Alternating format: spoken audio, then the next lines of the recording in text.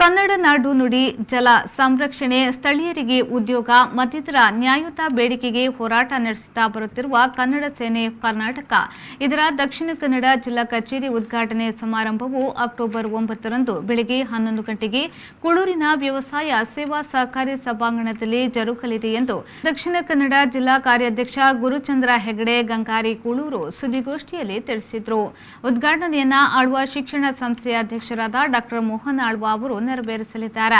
ಸಮಾರಂಭವನ್ನು ಮುಖ್ಯ ಅತಿಥಿಗಳಾಗಿ ಕನ್ನಡ ಸಾಹಿತ್ಯ ಪರಿಷತ್ನ ಅಧ್ಯಕ್ಷರಾದ ಪ್ರದೀಪ್ ಕುಮಾರ್ ಕಲ್ಕೂರ, ದಕ್ಷಿಣ ಕನ್ನಡ ಕಾರ್ಯನಿರತ ಪತ್ರಕರ್ತರ ಸಂಘದ ಅಧ್ಯಕ್ಷರಾದ ಶ್ರೀನಿವಾಸ್ ನಾಯಕ್, ಪತ್ರಕರ್ತೆ ವಿಜಯಲಕ್ಷ್ಮಿ ಶಿಬರೂರು ಅವರು ಕಾರ್ಯಕ್ರಮದಲ್ಲಿ ಮುಖ್ಯ ಅತಿಥಿಗಳಾಗಿ ಭಾಗವಹಿಸಲಿದ್ದಾರೆ।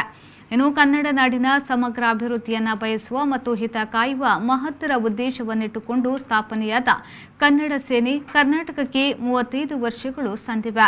2013 ರಲ್ಲಿ ಪುತ್ತೂರಿನಲ್ಲಿ ಕನ್ನಡ ಸೇನೆ ಅಸ್ತಿತ್ವಕ್ಕೆ ಬಂದು ಸರ್ಕಾರಿ ಮೆಡಿಕಲ್ ಕಾಲೇಜು ತರುವಲ್ಲಿ ನಿರ್ಣಾಯಕ ಹೋರಾಟವನ್ನ ಮಾಡಿದೆ। ಹಲವಾರು ಹೋರಾಟ ಮಾಡಿಕೊಂಡು ಜನತೆಗೆ ನ್ಯಾಯಯುತ ಹಕ್ಕು ಒದಗಿಸುವಲ್ಲಿ ಸಫಲವಾಗಿದೆ ಎಂದು ಹೇಳಿದರು। ದಕ್ಷಿಣ ಕನ್ನಡ ಜಿಲ್ಲೆಯಲ್ಲಿ ನಾವು 9ನೇ ತಾರೀಕು ನಿಗದಿ ಮಾಡಿದಂತೆ 9ನೇ ತಾರೀಕು ನಾವು ದಕ್ಷಿಣ ಕನ್ನಡ ಜಿಲ್ಲಾ ಘಟಕವನ್ನು ಓಪನ್ ಮಾಡಿ ಆ ದಿನ ಸಭೆ ಕಾರ್ಯಕ್ರಮವನ್ನು ನಾವು ಇಟ್ಕೊಂಡಿದ್ದೀವಿ। ಸಭಾ ಕಾರ್ಯಕ್ರಮಕ್ಕೆ ಗಣ್ಯಾತಿ ಗಣ್ಯರು ಬರೋರಿದ್ದಾರೆ। ಅದರಲ್ಲಿ ನಮ್ಮ ಡಾಕ್ಟರ್ ಮೋಹನ್ ಆಳ್ವರು, ಹಾಗೆ ನಮ್ಮ ಕನ್ನಡ ಸಾಹಿತ್ಯ ಪರಿಷತ್ತಿನ ಕಲ್ಕೂರವರು, ಹಾಗೆ ನಮ್ಮ ಮಾಧ್ಯಮ ಮಿತ್ರರಲ್ಲಿ ಅಧ್ಯಕ್ಷರಾದಂಥ ಶ್ರೀನಿವಾಸ್ ನಾಯ್ಕರವರು ಮತ್ತು ವಿಜಯ ಟೈಮ್ಸಿನ ನಮ್ಮೆಲ್ಲ ಮಹಿಳೆ ವಿಜಯಲಕ್ಷ್ಮಿ ಶಿಬಿರೂರವರು ಆಗಮಿಸಲಿದ್ದಾರೆ।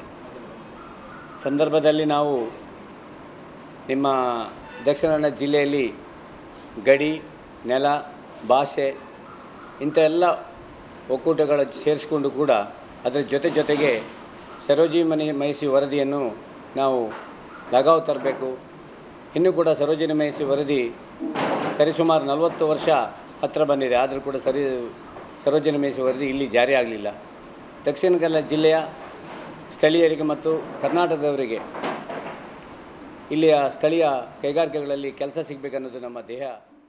ಈ ಸಂದರ್ಭದಲ್ಲಿ ಜಿಲ್ಲಾ ಪ್ರಧಾನ ಕಾರ್ಯದರ್ಶಿ ಚೆನ್ನಕೇಶವ, ಜಿಲ್ಲಾ ಕಾರ್ಯದರ್ಶಿ ಪ್ರವೀಣ್ ಶೆಟ್ಟಿ, ಬೆಳ್ತಂಗಡಿ ಘಟಕದ ಅಧ್ಯಕ್ಷ ಗುರುಪ್ರಸಾದ್, ಸುರತ್ಕಲ್ ಘಟಕದ ಸಂಜೀವ ಸುವರ್ಣ, ಪ್ರಧಾನ ಕಾರ್ಯದರ್ಶಿ ಸುರೇಶ್ ಕುಂಬ್ಳೆ, ಕಾನೂನು ಸಲಹೆಗಾರ ನ್ಯಾಯವಾದಿ ಶ್ರೀಧರ್ ಪೂಜಾರಿ, ಪ್ರಧಾನ ಕಾರ್ಯದರ್ಶಿ ಸುಕೇಶ್ ಮಾಲಾಡೆ ಮೊದಲಾದವರು ಉಪಸ್ಥಿತರಿದ್ದರು।